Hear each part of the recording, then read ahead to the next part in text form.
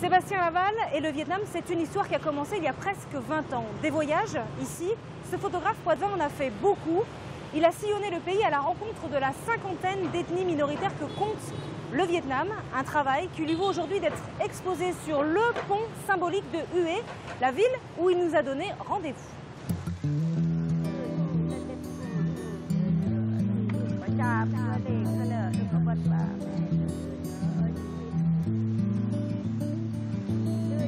Alors Sébastien, c'est une place d'honneur que vous a réservé le Vietnam là. Ah bah c'est un privilège et une chance incroyable de pouvoir installer des images sur ce pont, ouais, bien sûr.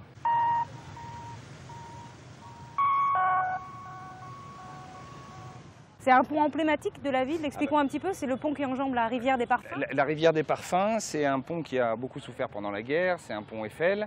Et puis il y a le symbole des deux rives et le fait de pouvoir mettre toutes les populations du Vietnam sur le pont, pour moi c'était effectivement une chance incroyable.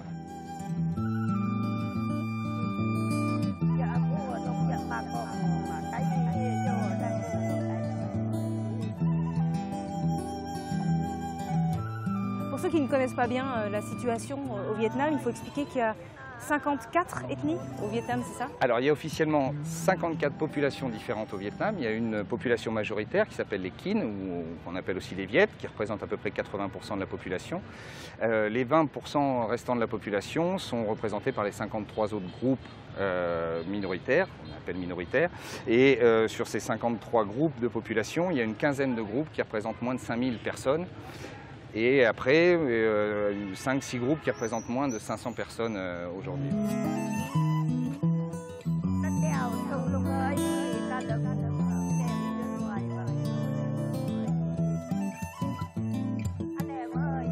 Parmi donc toutes ces ethnies rencontrées au fil de ces 15-20 dernières années, est-ce qu'il y en a une qui a été particulièrement marquante? La première déjà, parce que à partir du moment, l'ethnie Pathen qui en fait vit dans la province de Ha Giang, à la frontière chinoise, vraiment tout au nord du Vietnam, qui est en fait une province qui n'est pas ouverte depuis très longtemps. Les touristes commencent maintenant à y aller un petit peu, mais il y a quelques années c'était déjà un peu compliqué d'y aller. Et c'est une population qui représente moins de 5000 personnes. Et donc j'ai passé 2 fois une semaine en 2005 et 2006.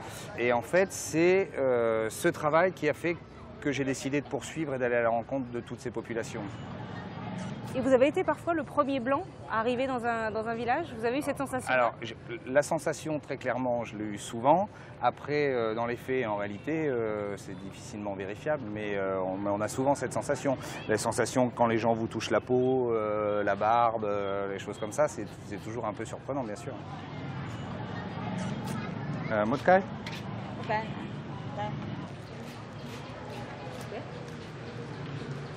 C'est lavé dans l'eau de la rivière? Non, c'est pas lavé, donc c'est pour ça que c'est mieux de manger là où il n'y a pas la peau.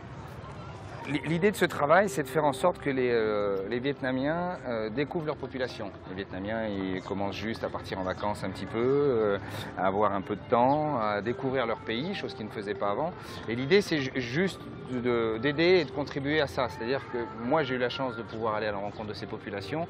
Le but du travail, c'est juste de faire partager ces rencontres avec les Vietnamiens. Et vous le rendez bien, parce que vous êtes exposé sur le pont, vous êtes accueillis dans les écoles.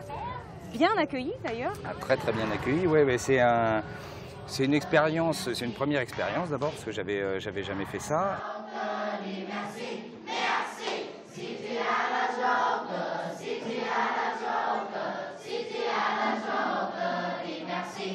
Non, c'est du coup intimidant.